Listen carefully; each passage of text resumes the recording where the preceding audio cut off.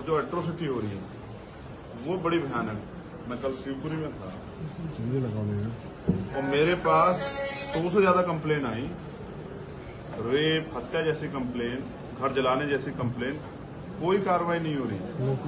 और अगर कार्रवाई के लिए थाने जाते तो पुलिस उल्टा धमका के जो है ये कह देती कि जेल भेज देंगे। तो मैं समझता हूं कि जब बिना सूचना के 100 से ज्यादा कंप्लेन आई होगी तो यहाँ अत्याचार की घटनाएं कितनी बढ़ रही हैं।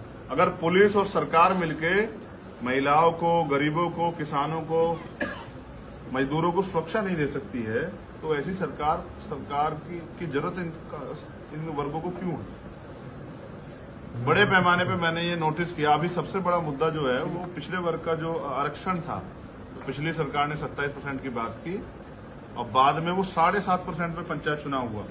यानी कि सबसे ज्यादा अगर कहीं अन्याय जहां खुद 90% आबादी बहुजन समाज की है उस प्रदेश में हो रहा है तो वहां के आवाज को, उनकी आवाज को, उनके साथ होने वाले अन्याय की आवाज को हमें मजबूती से उठाना पड़ेगा। यहाँ दलितों का जीना दुर्भर हो गया है।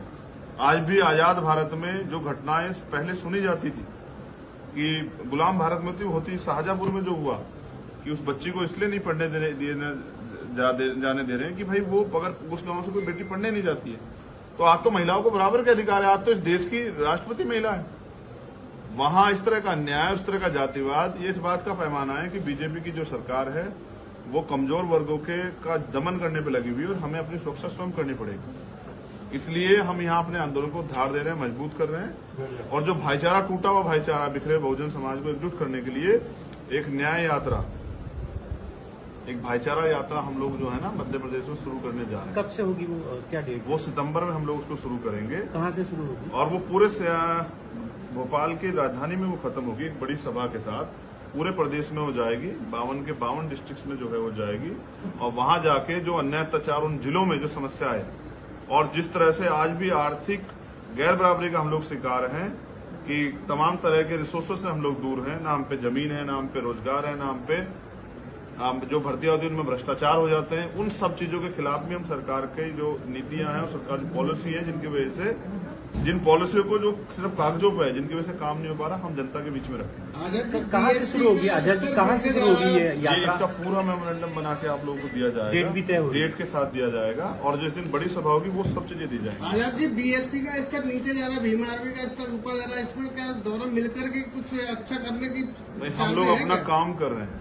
अब समाज को तय करना है कि उनको किन के साथ जाना है, उनके साथ जो सिर्फ चुनाव लड़ते हैं या उनके साथ जो संघर्ष कर रहे हैं। आप भी जानते हैं कोई ऐसा इशू नहीं होगा मध्य प्रदेश का जिसमें भीम आर्मी के लोग खड़े होकर कमजोर वर्ग को न्याय दिलाने के काम नहीं करते हैं। अब चूंकि इलेक्शन है तो क्या कोई तैयारी, जिस तरह उत्तर प्रदेश में आप मैदान में आए थे, क्या यहाँ पर भी? यहाँ तैयारी उससे ज्यादा बड़ी, यहाँ लड़ेंगे मतलब? हाँ, यहाँ लड़ेंगे। सिर्फ इलेक्शन ही लड़ेंगे, लोगों का दिल भी जीतेंगे, उसके लिए मेहनत करेंगे। जिन लोगों के लिए काम करते हैं, कल शिवपुरी में सभा थी और बारिश के बावजूद जो हुजूम था, टेंट के जितने अंदर लोग थे उतनी बाहर थी। ये इस बात का पैमाना है कि यहाँ बीजेपी कांग्रेस से लोग त्रस्त हैं और वो नया विकल्प चाहते हैं। यहाँ आदिवासियों की, पिछड़ों की, दलितों की, माइनॉरिटी की एक अच्छी आबादी है जो चाहती है कि बैसाखियों के सहारे ना रहा और वो चाहते हैं कि उनके मुद्दों पर बात हो। जब वो अपने मुद्दों की बात करते हैं तो यहाँ धर्म की बात आ जाती है। 75 साल से हम लोग इन लोगों पर भरोसा किए और हमारे हिस्से में सिर्फ झूठन आई। अब बहुजन समाज के लोग हैं झूठन पे जिंदा नहीं रहना चाहते, अब वो अपनी लड़ाई लड़ना चाहते हैं और अपने पैरों पर खड़ा होकर राजनीतिक व्यवस्था के जरिए अपनी समस्याओं को हल करना चाहते हैं। एक बड़ी घटना हुई, प्रीतम लोधी का एक स्टेटमेंट आया जिससे ब्राह्मण समाज नाराज हो गया, एफआईआर भी दर्ज कराई गई उनके विरुद्ध और लगातार प्रदर्शन हो ही रहे हैं। और आप कैसे देखते हैं वो, चूंकि कल बाबा साहब अम्बेडकर की प्रतिमा पर पहुंचे थे और उनकी शरण में वो पहुंच गए, क्या आपका साथ? वो सही रास्ते पे आ गए हैं। उन्होंने एक कुछ कहा है जिसके परिणाम बीजेपी के नेताओं ने बताया कि बीजेपी और अन्य दलों में पिछड़े और दलित वर्ग की हैसियत गुलामों से ज्यादा बढ़कर नहीं है।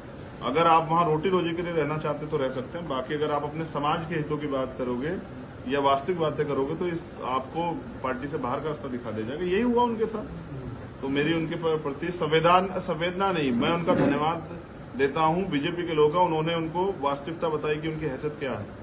अब मुझे लगता है वो सही रास्ते आएंगे और अब वो जो अपने समाज के हितों के लिए शायद लड़ पाएंगे। भीम आर्मी का सपोर्ट है क्या उनको? क्या वो आप अपनी पार्टी में शामिल करेंगे? निष्कासित हो चुके हैं? ये पार्टी के पदाधिकारियों का फैसला है।